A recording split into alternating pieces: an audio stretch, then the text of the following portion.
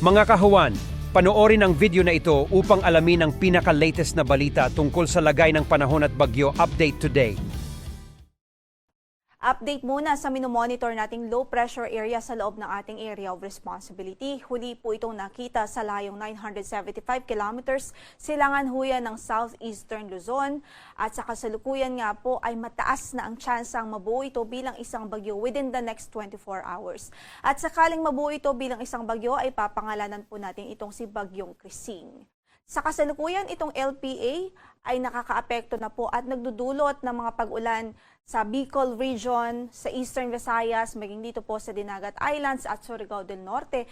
Kaya't pinag-iingat natin ang ating mga kababayan doon sa bantaho ng mga pagbaha dahil sa mga ulan na dala o dulot nitong low pressure area. Samantala, yung habagat o southwest monsoon patuloy pa rin nakakaapekto sa natitirang bahagi ng bansa at magdudulot pa rin ho ito ng generally maulap na panahon at mataas na tsansa ng mga pag-ulan dito sa Metro Manila, Cavite, Laguna, Batangas, Mimaropa Region, sa natitirang bahagi pa ng Visayas at maging sa natitirang bahagi pa ng Mindanao.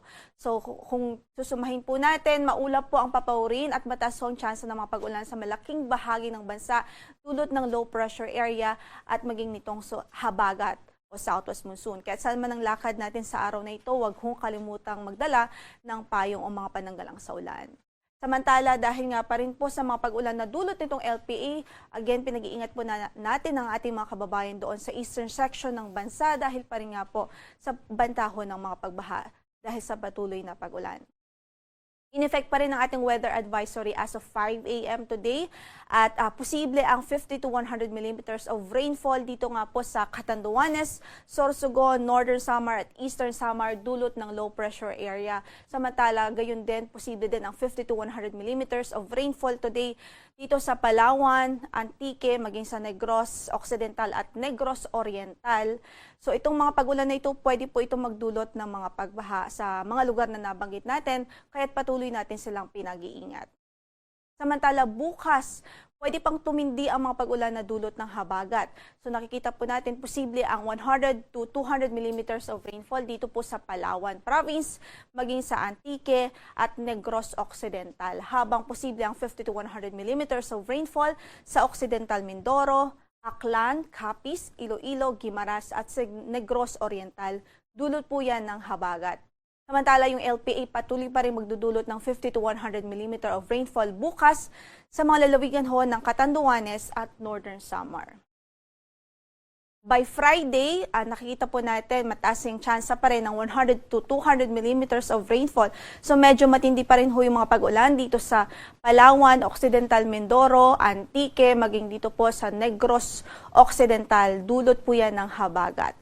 Habang 50 to 100 millimeters of rainfall ang pwedeng maranasan by Friday sa Batanes, Apayao, Cagayan, sa Isabela, Pangasinan, Zambales, Bataan, dito sa Metro Manila, Cavite, Batangas, Oriental Mindoro, Marinduque, Romblon, Aklan, Capiz, Antique, Iloilo, Guimaras at maging sa Negros Oriental.